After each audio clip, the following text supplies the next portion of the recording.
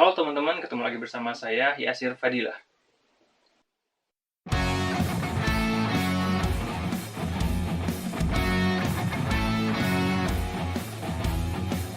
Saya pernah ngerasa stuck ketika ngerjain sesuatu.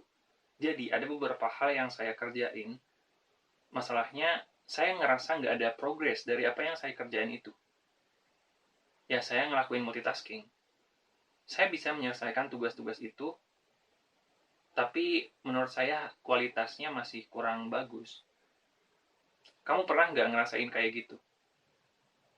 Kadang ngelakuin sesuatu yang sama tanpa ada perkembangan atau tanpa ada peningkatan bikin saya agak kecewa. Karena ekspektasi saya nggak sesuai sama realitanya. Harapannya bisa menghasilkan pekerjaan yang bagus, tapi ternyata kenyataannya enggak.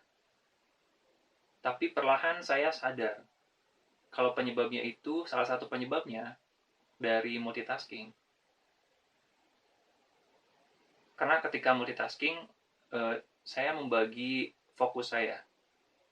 Jadi, saya fokus ke beberapa hal. Ya mungkin kamu juga pernah ngerasain ya. Ketika harus fokus ngerjain sesuatu, tapi tiba-tiba fokusnya berpindah ke hal yang lain. Saya setuju sama salah satu kutipan yang katanya, done is better than perfect. Ya, menyelesaikan sesuatu lebih baik daripada berusaha menyelesaikan sesuatu dengan sempurna. Selesai lebih baik daripada sempurna. Ya, saya agak setuju sih. Tapi saya ingin menambahkan aja kutipan ini.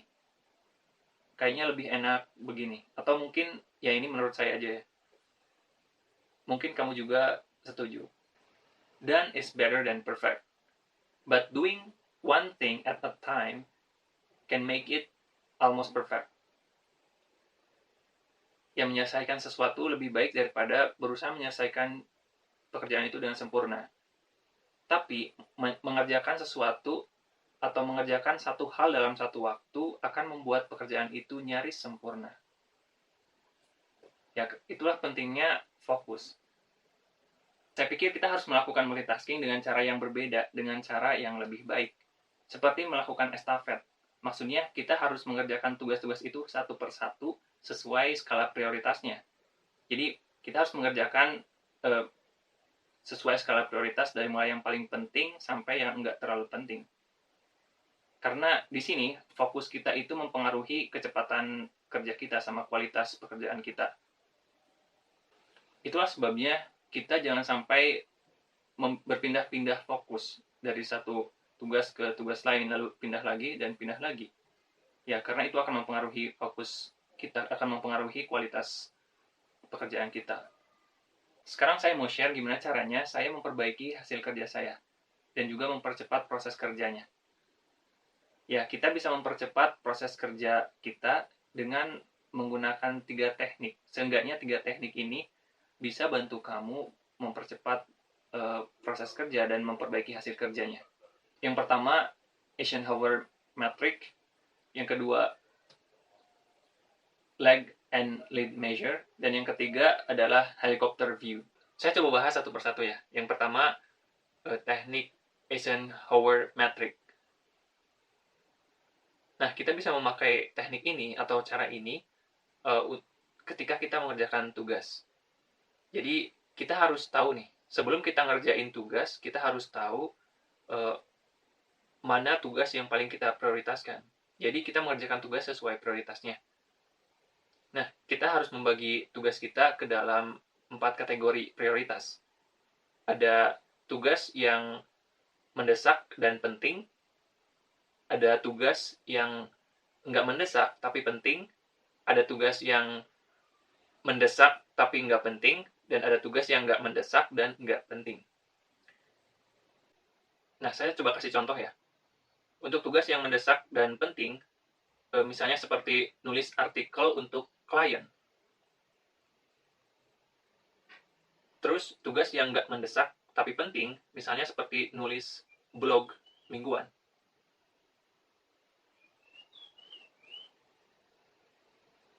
Terus tugas yang mendesak tapi nggak penting, misalnya seperti membalas email atau posting aktivitas kita di sosial media setiap hari. Lalu tugas yang nggak mendesak dan nggak penting, seperti scrolling di sosial media terlalu lama. Yang kedua, lag dan lead measure. Kita harus tahu apakah tugas kita itu udah sesuai yang diharapkan atau belum. Apakah udah benar atau belum. Nah, kita bisa pakai cara ini untuk mengukur performa tugas kita atau untuk mengukur hasil kerja kita. Dengan lag dan lead measure ini, kita bisa tahu apakah kita bisa mencapai target kita atau belum. Saya tahu teknik ini dari buku The Four Disciplines of Execution. Nah, lag measure adalah metrik atau indikator dari target kita, target tugas kita atau pekerjaan kita. Nah, kalau lead measure itu adalah metrik atau indikator dari tugas kita. Cuman lead measure ini memacu kita untuk bertindak menuju target kita, menuju sasaran kita. Oke, saya coba kasih contoh ya. Misalnya menulis 5 buku. Lag measure-nya itu mungkin menulis 5 buku bestseller.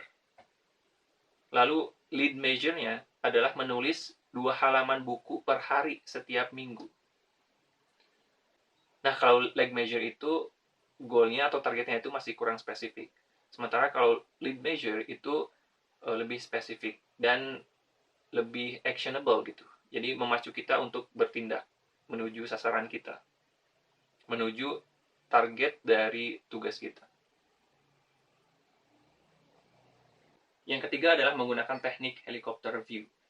Nah, kamu mungkin bisa menemui kendala atau masalah ketika mengerjakan tugas.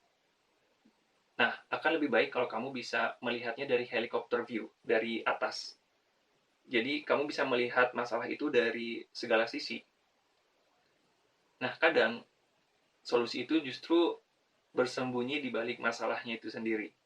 Jadi, kamu harus mencari tahu solusi dari situ. Contohnya begini. Kamu punya bos, dan bos kamu bilang kalau proposal yang kamu tulis itu belum layak. Bos kamu nggak menerima proposal itu. Tapi tenang, masalahnya mungkin bukan dari keseluruhan konten proposal itu. Bisa jadi cuma sebagian kecilnya aja. Jadi, kamu harus mencari tahu letak kesalahannya di mana, di bagian yang mana. Ya, jadi kita harus melihatnya dari segala sisi. Untuk tips tambahan nih, kamu bisa menulis dulu apa-apa yang akan kamu kerjakan.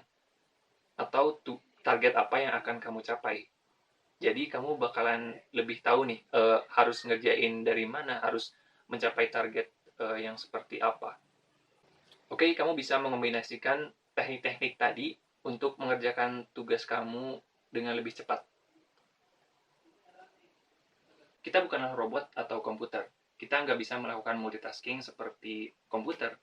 Ya berarti kita harus melakukan multitasking dengan cara kita sendiri, dengan cara yang lebih humanis, dengan cara yang lebih baik.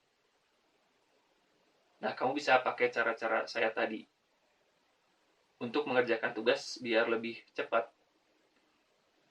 Nah, apakah kamu punya cara lain? Silakan share aja ya di kolom komentar. Tetap semangat karena saya tahu kamu punya potensi.